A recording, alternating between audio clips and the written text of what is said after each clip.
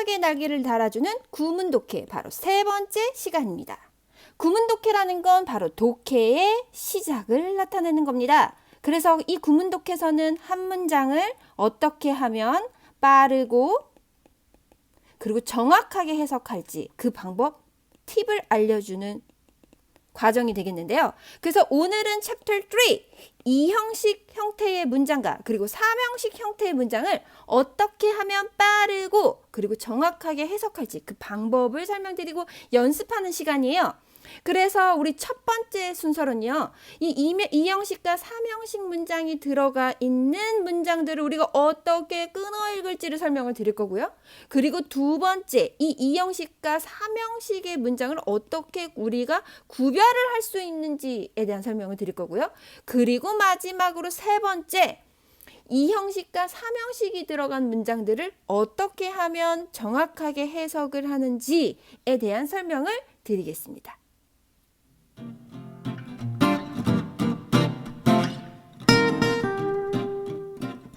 스텝 1, 끊어 읽기. 우리 끊어 읽기는 챕터 1에서 우리가 다뤘었는데요.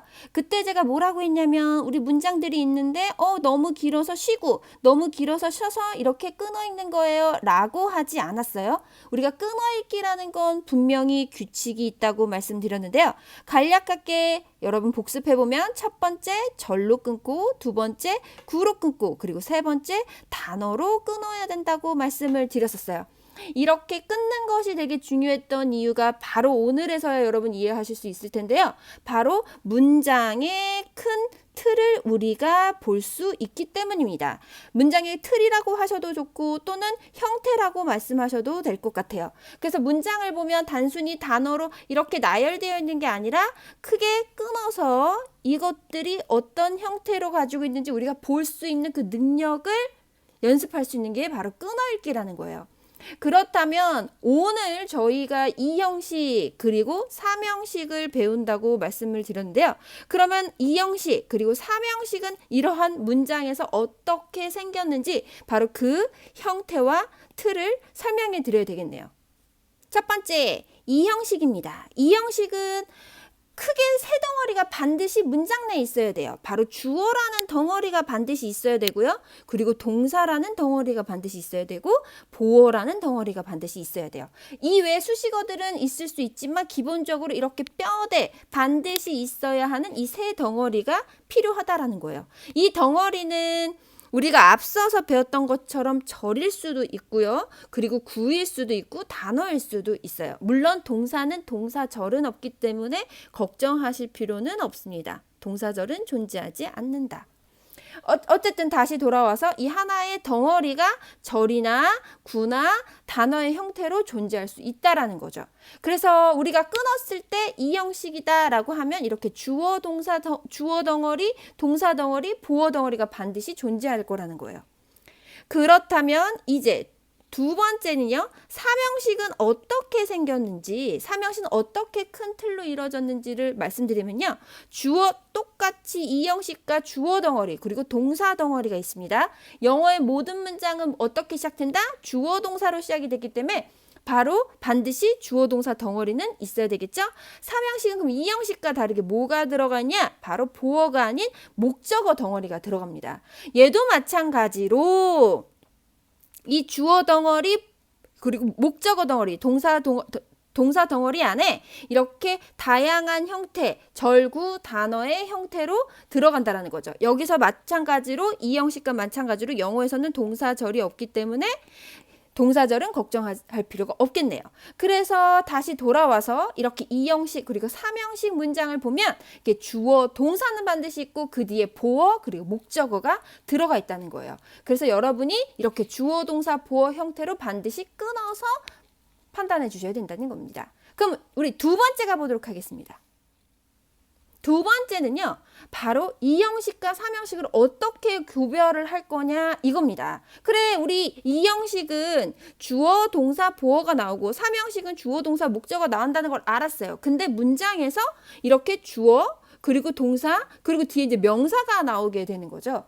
그럼 이 명사가 2형식의 보어인지 아니면 3형식의 목적어인지 우리가 그걸 어떻게 판단할 수 있느냐 이겁니다. 그래서 어떤 사람들은 이형식 문장을 가지고 이건 삼형식이다 라고 표시하기도 하고 어떤 사람은 삼형식을 보고 이형식이다 라고 표시하기도 해요. 이거 당연히 틀린 거겠죠. 그럼 우리는 어떻게 하면 정확하고 빠르게 이형식과 삼형식을 구별하는지 그거에 대한 해결책을 드리도록 하겠습니다. 고고고! 그 해결책은요, 여러분이 너무 싫어하는 바로 동사입니다. 그 동사의 형식을 암기하면 여러분이 이형식 동사, 이형식 문장으로 사용된 건지 삼형식 문장으로 사용된 건지 구별이 가능해요. 오케이. 왜 그런지 간단 설명을 드려보면요. 일단 동사가요, 막강한 힘을 가지고 있어요. 얘가 이형식 동사라면 그 뒤에 보어가 나와야 되고요. 삼형식 동사라면 목적어가 나와야 돼요. 그 말은 즉, 이 동사라는 녀석이 그 뒤에 나와 있는 단어가, 그 뒤에 있는 명사가 보어인지 목적어인지를 결정하는 힘이 있다라는 거죠. 그러면 우리는 동사 뒤에 있던 이 명사를 맨날 봐도 이걸 보어인지 목적어인지 판단하는 게 사실 쉽지, 거의 불가능하다고 보여져요. 그러면 뭘 보고 판단해야 되냐? 바로 동사를 보고 판단을 해야 된다는 거죠. 어머, 그러면 우리 이형식 동사, 삼형식 동사 다 외워야 되는 거야? 사실 여러분도 알고 계시겠지만 영어에서는요, 삼형식 동사는 엄청나게 많아요. 이 동사들을 외운다는 건 사실 거의 불가능에 가깝습니다. 또한 외운다 하더라도 삼형식 동사가 삼형식 동사로만 쓰이진 않아요. 일형식도 쓰였다가 어떤 애들은 사형식, 어떤 애들 오형식, 심지어 어떤 애들 드문 애들은 이형식도 사용이 되거든요. 그렇기 때문에 우리는 삼형식은요, 과감히 버리고요.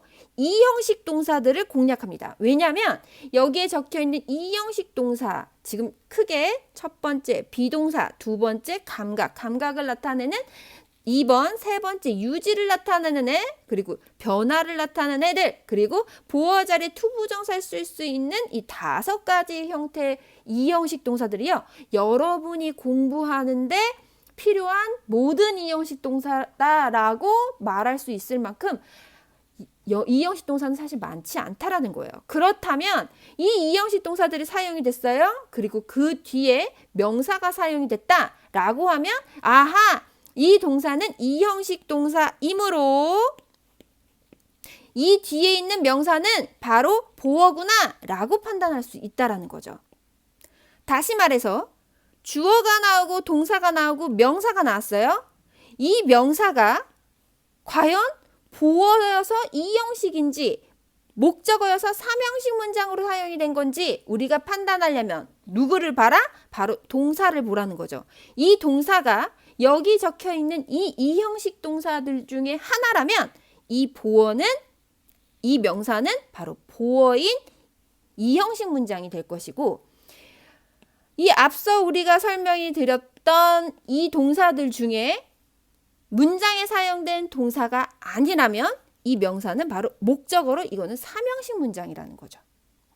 오케이. 그럼 결국 이 이형식 동사만 암기하시면 된다는 거예요.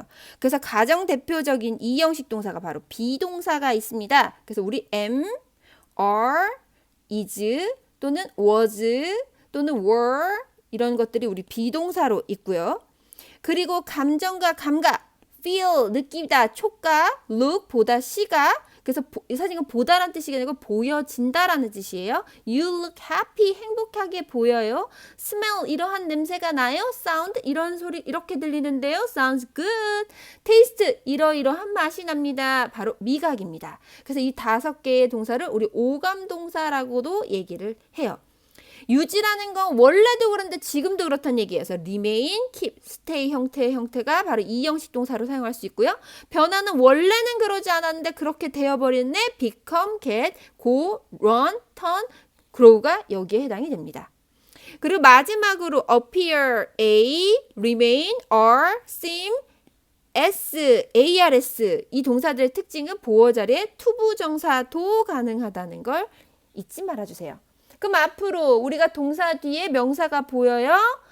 그러면 이 명사가 보어인지 목적어인지 판단하려면 누구를 찾아라? 바로 동사를 찾아라. 그리고 여기에 있는 동사들 중에 하나라면 그 명사는 보어, 아니라면 목적어라는 거죠. 그럼 우리 스텝 3, 이형식 해석하기. 이형식은 어떻게 하면 정확하게 해석할 수 있냐? 바로 주어가 동사하다, 보어인 상태로 이렇게 해석하시면 되는데요. 이 보어는 우리가 기본적으로 보완하다라는 뜻을 가지고 있는 컴플리먼트의 보완하다라는 뜻을 가지고 있는 단어입니다. 얘는 그럼 누구를 보완하느냐? 바로 주어를 보완하고 있는데요. 그래서 결국에는 이 보어 자리에 이 단어가 명사가 사용이 되든 그리고 또는 형용사가 사용이 되든 어떤 거든 간에 이 보어에 대한 부연 설명이 돼요. 그래서 만약에 명사가 나오게 되면 이 주어 자리에 있는 명사랑 같은 명사라는 거고요. 예를 들어서 I am a student. I가 주어, am이 동사, 뒤에 명사 나왔죠? 여기 am은 우리 아까 말씀드렸던 비동사들 중에 하나. 그래서 얘는 바로 이 형식 동사가 되고 student, 동사 뒤에 있는 명사는 보어가 되겠네요. 이렇게 보어 자리에 명사가 나오면 이 명사는 누구에 대한 부연 설명? 주어에 대한 부연 설명.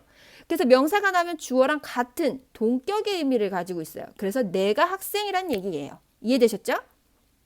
그렇다면 이제 보어 자리에 형용사가 나온다면 I am angry. 주어 나왔고요. 동사 나왔고 보어 나왔어요. 보어 자리에 angry라는 형용사가 나왔죠. 보어는 무슨 역할을 한다? 보완하다. 그래서 누구를 보완하고 있어요? 이 형식에선 주어 자리에 나온 명사를 보완하고 있어요. 화가 난 거예요. 도대체 누가 화가 났다는 거예요? 내가 화가 났다는 것입니다. 그래서 보어 자리에 나오는 애는 누구를 부연 설명한다? 누구를 보완한다? 바로 주어 자리에 있는 명사를 보완한다 라고 생각하시면 돼요. 그래서 이거에 맞게 해석하시면 됩니다. 다음, 사명식 문장 해석하기입니다. 사명식 구조는 바로 주어, 동사, 목적어예요. 그래서 이 목적은요, 이 동사의 바로 타겟, 대상이라고 생각하시면 됩니다. 동사의 타겟이에요. 그래서 얘가 때리다, 그럼 누구를 때리는지. 그리고 얘가 먹는다, 그럼 무엇을 먹는지. 바로 이 동사의 그 뒤에 타겟이라고 생각을 하시면 돼요. 그래서 해석이 보통 을을, 그리고 에게, 이렇게 해석이 되죠. 보통 한국말로 이렇게 된다는 것이지 무조건 이렇게 해석이 된다는 건 아니에요. 어쨌든 대상, 타겟이라고 생각하시면 됩니다. 그러면 이제부터 우리 예제 문장을 통해서 직접 문장을 통해 우리가 연습을 해볼 건데요. 가장 먼저 우리 끊어읽기부터 먼저 하셔야 돼요. 일단 time에서 끊고요. 동사는 does seem. 이거 동사 두 개여서 이상한 거 아니에요? 그렇지 않아요. does는 우리 조동사라고 하고요. 이 조동사가 이렇게 일반 동사 함께 사용할 때는 얘는 무슨 뜻? 바로 강조의 의미를 가지고 있습니다. 그래서 이렇게 동사로 끊어주고 준동사, 투부정사, to부터 어디까지? 끝까지 이렇게 묶어줍니다. 여기서 투부정사를 보면 to 뒤에 동사 원형 나왔고요. 전치사 플러스 명사, 그 다음에 전치사 플러스 명사예요. 그래서 이 기간 동안은 느리게 가는 것처럼 보여요. 이런 의미예요. 그래서 여기는 during 뒤에 있는 시간, 바로 이 기간에는 늦게 간다 라고 얘기하는 거기 때문에 바로 투부정사는 to부터 어디까지? lecture까지 묶어준 거예요. 이해되셨죠? 그러면 time에서 끊고 seem에서 끊고 문장 전체에서 문장 끝에서 끊으면 되겠네요. 그러면 이렇게 이 덩어리가 문장에서 무슨 역할을 하는지 봐야 되겠죠. 기본적으로 모든 문장은 무엇으로 시작된다? 주어, time, 동사, doesn't, seem이에요. 그럼 그 뒤에 나온 여기 투부정사, 이 명사 역할을 하든 형용사 역할을 하든 어쨌든 이 투부정사가 무슨 역할을 하는지 보셔야 되는데요. 왜냐면 목적어 자리에도 투부정사가 사용이 될 수 있다란 말이에요. 그래서 이 투부정사를 보고 여기서 얘가 목적어인지 그리고 보어인지 아니면 수식어인지 우리가 그걸 판단해야 되는데요. 이게 무슨 역할을 하는지 파악하는 건 아까 해답이 뭐에 있다 그랬죠? 동사에 있다고 했던 말 기억하시죠?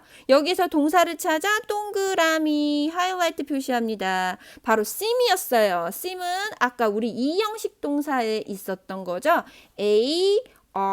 SE에 바로 seem이 있었어요. 기억하시죠?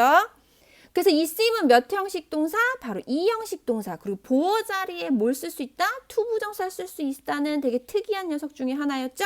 그래서 여긴 이 투부정사는 바로 무슨 역할을 하고 있다? 보어의 역할을 하고 있었던 거예요. 그래서 그러면 이 문장의 구조는 주어, 동사, 보어 이렇게 해서 이 형식 문장이 됩니다. 그러면 이제 우리 해석을 해봐야 될 것 같아요. 얘네들을 해석을 해봐야 되겠죠? 해석을 할 때 보어, 즉 이 형식이기 때문에 이 보어는 누구를 설명한다고 했었나요? 그렇죠? 이 보어는 누구를 설명한다? 주어에 대해서 보완해준다 그랬죠? 시간이 뭐예요? 천천히 간다는 거예요. 천천히 가서 어디에 도착해요? 트리클 하면 무슨 뜻이냐면 물방울 천천히 하나씩 떨어뜨리는 걸 얘기를 하는 거예요. 우리는 이런 걸 대체할 단어는 없겠지만, 이러한 묘사하는 행위나 명사가 없겠지만 어쨌든 영어에서 이런 표현이 있다는 거죠. 그래서 저 진짜 천천히, 정말 천천히 한 방울 한 방울 떨어지는다. 어떤 그런 모션 그런 걸 표현할 때 우리는 영어에서는 트리클이라는 단어를 써요. 그래서 너무 천천히 가서 결국 도착지가 바로 트리클이야. 이런 뜻이에요. 언제? 바로 지루한 오후 수업에 이렇게 되겠죠. 그럼 결과적으로 시간이 늦게 가서 결국 시간이 트리클이 된다. 이렇게 해석이 되겠네요. 근데 여기 동사 바로 seem이 나와서 뭐예요? 그런 것 같다. 사실이 아니라 그렇게 느껴진다. 이렇게 해석하시면 되겠네요. 그래서 시간이 오후 수업 시간에는 트리클처럼 천천히 가서 천천히 가는 것처럼 느껴져 라고 해석하시면 되겠네요. 오케이, 그러면 your turn. 이제 여러분이 해야 될 시간이에요. You guys ready? Go go go.